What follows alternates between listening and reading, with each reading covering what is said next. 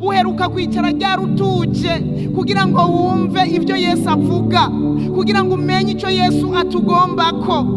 Yesu yarabuze abantu bicara ku birenge vyiwe. Uyu munsi Yesu arababajwe n'imyitwarariko turimwo iminsi yose, abantu batakironka umwanya wo kwicara ku birenge vya Yesu. Nuhave wibaza ngo icyo ababaye ngo nukuza ukaririmba mwijuru, nivyo tuzoguma turirimba, ariko ibi sivyo Yesu ashaka ibimuza gukora. Kuza gukubura urusengero sivyo ashaka gusa, gutanga ikigira 10 cyawe sivyo ashaka gusa, icyo agukeneyeko nukwicara ku birenge vyiwe. Ivyo bindi bigakurikira, ivyo bindi ni wabigutuma. Haleluya.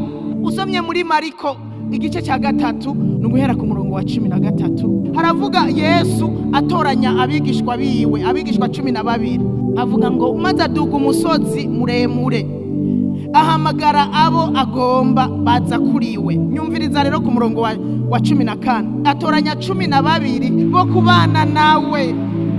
Mu yandi majambo, icyo Yesu atugombako, icyo yaduhamagariye cyambere nukubana nawe. Ikigira 2 havuga ngo maze ngo abatume kwigisha. Babanje kugira iki? Kubana nawe. Wakabari wabatuma, mugabo babanje kubana nawe. Ubu turituma tukiruka tukagenda gukora ibyo atadutuma. Burya kwiruka ngo ukajya gukora, ukajya kuvuga ubutumwa, ukajya kuririmba, ukajya kugira nabiriya, atamwanya waronse wo kubana nawe, nukwituma wewe nyene. Mu yandi majambo ibyo uri kurakora avuga ngo ninde yabigutumye. Yatoranije 12 bo kubana nawe.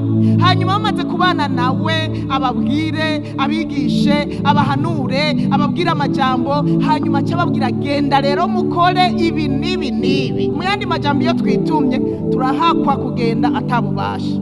Nico gituma usanga bitagenze neza, ibitangaza ntibikoreke n'ibindi, kubera twagiye atari we yadutumye.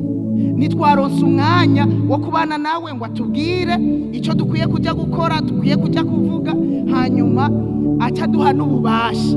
Erega na babandi yatuma 2 bose Bibiliya iravuga yuko yabahaye ububasha, yabatekereye ububasha bwo gusenda abadayimoni, ububasha bwo gukiza abagwaye, kubera yarababwiye ngo genda mubabwire ubutumwa bwiza, mwongere musengera abagwaye, musende n'abadayimoni. Burya ibyo bikorwa dukwiye kubifatanya, kuvuga ubutumwa bwiza, gusengera abagwaye, dusenda n'abadayimoni. Ariko ibyo tubihabwa n'ububasha twakuye ku birenge kwa Yesu. Iminsi ya nyuma icyo Satani ariko arakora cyambere, ariko arabuza abantu umwanya wo gusenga, ariko arabuza abantu umwanya wo gusoma ijambo ry'Imana. Itiro, imyitwarariko, ibikorwa, itelefone, ibinabiriya, mugabo umwanya wo kwicara ngo umuntu atuze ku birenge kwa Yesu abantu nawo bafise.